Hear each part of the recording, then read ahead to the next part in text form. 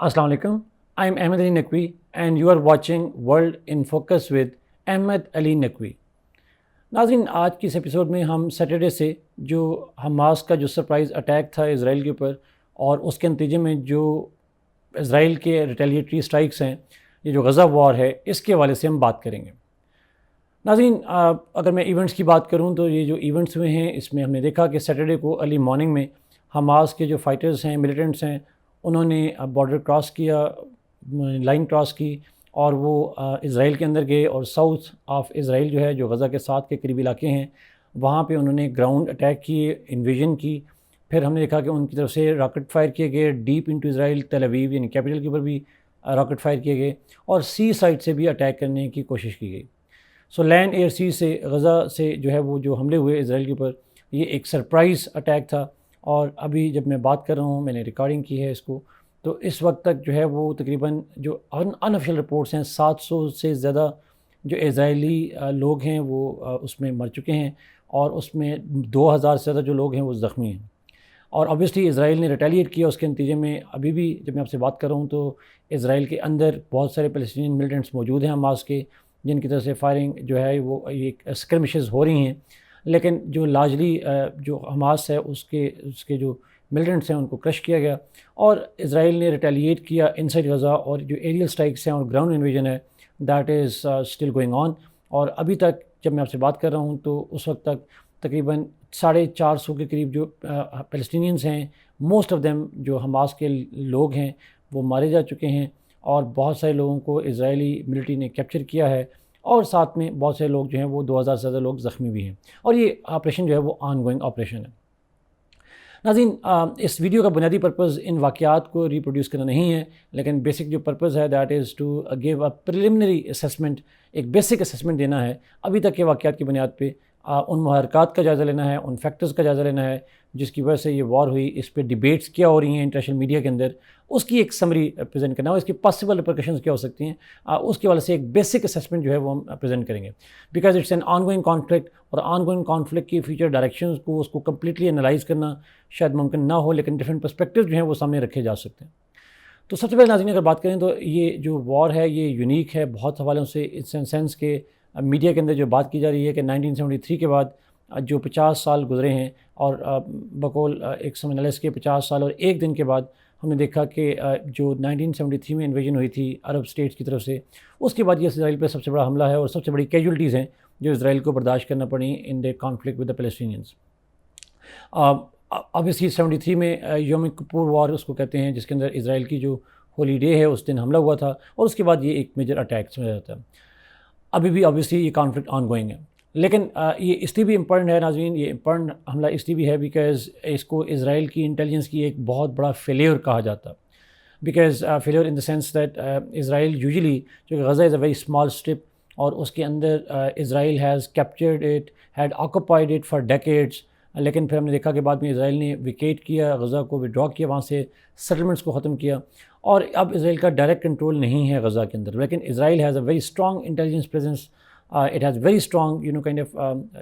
Technology, जिसकी मदद से वो हमास और गज़ा के अंदर रहने वाली तमाम कम्युनिकेशंस को इंटरसेप्ट करते रहे हैं तारीख़ में और हिस्टोरिकली प्रिवेंट करते रहे हैं ऐसे किसी अटैक को। लेकिन इस दफ़ा ऐसा कंप्लीट फेलियर हुआ इसराइल की इंटेलिजेंस का, जिसकी असेसमेंट तो ऑब्वियसली बाद में की जाएगी। At this point of time तो वो स्टेट ऑफ वॉर में है, लेकिन ऑब्वियसली ये एक unique in the sense that Israel has failed to establish an intelligence or predict through intelligence this kind of preparations, जो obviously it would have taken months for Hamas to do that। और obviously इस हवाले से उनके लिए जो weapons है वो amass किए गए होंगे, प्लानिंग की गई होगी। Israeli intelligence failed to predict any of these things, just like जब यौम किपुर वॉर हुई थी 1973 में, तो इसराइली फेलियर समझा जाता है। लेकिन जिस तरह बहुत से स्कॉलर्स कह रहे हैं कि वो फेलियर इतना बड़ा नहीं था जितना फेलियर ये बड़ा है, उसकी वजह ये है कि बिकॉज 73 में the planning of the war was carried out in the foreign countries, अब जो अरब स्टेट्स हैं उनकी कैपिटल में, but Gaza is a very small step जिस पे इसराइल का डायरेक्ट कंट्रोल भी रहा है और जहाँ पे इसराइल इंटेलिजेंस बहुत स्ट्रॉन्ग भी है। It's a very small step right next to Israel. यहाँ पे इंटेलिजेंस का पता ना लगाना, that's a major kind of setback. क्यों हुए नाज़रीन, अब इस पे आते हैं कि ये वॉर क्यों हुई, इसके पीछे महरक़ात क्या हैं। ऑब्वियसली कुछ लॉन्ग टर्म रीज़न्स हैं, कुछ शॉर्ट टर्म रीज़न्स हैं। हमास का जो ऑफिशियल आर्गूमेंट है, ऑफिशियल जो स्टेटमेंट्स हैं, वो ये है कि जो अलग सा मास्क کے حوالے سے بہت سارے واقعات ہوئے پچھلے دنوں میں، ڈیسیکریشن اٹیمپٹس کیے گئے اسرائیل کے کچھ منسٹرز کی طرف سے، اس کے رسپانس میں ہے، کنٹینیوڈ آکوپیشن کی وجہ سے ہے، سیٹلمنٹس کی وجہ سے ہے، اور جو اسرائیلی ریڈس ہیں غزہ کے اندر اس کے ریئیکشن میں it is stated by Hamas کہ انہوں نے یہ حملے کیے ہیں۔ لیکن اگر ناظرین اس کو براڈر سینس میں دیکھیں تو obvious سی بات ہے، جو اسرائیل کی آکوپیشن ہے یا اسرائیل کی پالیسیز ہیں، ہارش پالیسیز ہیں، specially under the Benjamin Netanyahu, جو آلموسٹ مور دین 1.5 ڈیکیڈ سے رول کر رہے ہیں اسرائیل کو، اور کرنٹ جو ان کی کولیشن گورنمنٹ ہے which is a far right government, اس کی جو ہارش پالیسیز ہیں towards Palestine, they are considered by many scholars including the PLO، جو کہ آلدو حماس کی اپوننٹ ہے، بٹ ان کے جو آفیشلز ہیں یا کرنٹ یا فارمر آفیشلز ہیں، دے ہیو بین کلیمنگ کہ جو اسرائیل کی کنٹینیوس آکوپیشن ہے وہ ایک بڑی وجہ ہے for creating a kind of anti Israel sentiments with in the Palestinians which ultimately culminated in this kind of attack. دوسری طرف بہت سارے ایسے اسرائیلی اسکالرس ہیں، اسرائیلی انالسٹ ہیں اور گلوبل انالسٹ ہیں جو اس وار کی بہت سے محرکات میں سے ایک فیکٹر تو کہتے ہیں اسرائیل کی پالیسیز کو، لیکن ان اے براڈر سینس وہ اس کو اس طرح سے بھی لیتے ہیں کہ جو اسرائیل کے اندر کی انٹرنل ڈویژنز ہیں، specially because of the judicial reforms, جس کے حوالے سے ہم دیکھا کہ پچھلے کئی مہینوں سے اسرائیل کے اندر ایک اسٹرانگ ڈویژن موجود ہے، اور ڈویژن نہ صرف سوسائٹی میں ہے، سوسائٹی پولرائز ہے، پالیٹکس پولرائز ہے، ایون ملٹری پولرائز ہے۔ ہم نے دیکھا کہ اس سے پہلے بھی اسرائیلی ڈیفینس فورسز کے اندر بہت سی رپورٹ آتی رہیں کہ جو IDF ہے، اسرائیلی ڈیفینس فورسز ہے، it has been divided and politically polarised because of the policies of Benjamin Netanyahu's far right coalition government. اور اس کے حوالے سے ہم نے دیکھا کہ جو بہت سے انالسٹ پریڈکٹ کر رہے تھے that this has fractured Israel's polity, this has compromise Israel security, اور ہم نے دیکھا کہ یہ جو انٹیلیجنس فیلیور ہے اور یہ ملٹری کا فیلیور ہے، اس ویکنس کا فائدہ اٹھایا حماس نے، اور اس پوائنٹ آف ٹائم پہ جو ہے وہ یہ اٹیک کیری آؤٹ کیا، جس کا اسرائیل کو بہت زیادہ نقصان اٹھانا پڑ رہا ہے۔ But at the same time بہت سے اسکالرز کے نزدیک یہ حملہ اس وقت بھی ہوا جس کی جو بیسک وجہ، ایک بڑی وجہ یہ بھی ہے کہ اسرائیل کے اندر فار رائٹ گورنمنٹ ہے، اور فار رائٹ گورنمنٹ جو ہے وہ کہیں نہ کہیں پہ پیلسٹینینز کی وجہ سے بڑی ہارش سٹانس لے رکھی ہے، تو ایک ٹٹ فار ٹیٹ جو ہے وہ پالیسیز کا نتیجہ بھی ہو سکتی ہے۔ اب آتے ہیں ناظرین اس پوائنٹ کے اوپر کہ اس وار کے پاسبل ریپرکشنز کیا ہو سکتے ہیں۔ ناظرین بہت سارے ہیں، بہت سارے انالیسس کو ڈفرینٹ طریقے سے انالائز کر رہے ہیں۔ دیر از نو ڈاؤٹ کہ ابھی تو اسرائیل نے انیشیل ایئر اسٹرائکس کی ہیں غزہ پہ، لیکن دیر از ہائیلی لائکلیہڈ، اور بہت سی اسٹیٹمنٹ بھی آ رہی ہیں that Israel might decide to reoccupy Gaza, and in reoccupation of Gaza would be a very very dangerous environment, because Gaza کے اندر جو almost more than 1 million people live in Gaza, اور اس غزہ کی جو population ہے اس کے اندر اسرائیل کی آکوپیشن پہلے بھی رہی ہے، بٹ اس پوائنٹ آف ٹائم پہ اگر آکوپیشن رہتی ہے تو it is likely to cause a lot of bloodshed specially of the Palestinians, and obviously Israel will not just occupy, it would obviously go for hunting all of Hamas, جیسے Benjamin Nitin Yahoo کہہ چکے ہیں that he will completely destroy, Israel will use all the possible means, all the power at its disposal to destroy Hamas. And obviously he has been contacting international leaders as well، US کے اندر بھی، Italy, Germany, اس طریقے سے برٹن کے prime minister کے ساتھ بھی، Ukraine کے ساتھ بھی، بہت سارے جو الائز ہیں اسرائیل کے، ان کے ساتھ جو ہیں وہ ٹاکس میں ہیں in order to inform them of the possible Israeli reaction to that. اگر in a worst case scenario Israel goes to occupy Gaza, this conflict is likely to get prolonged, and this is likely to be far more bloodier than this incident of the last 2 days.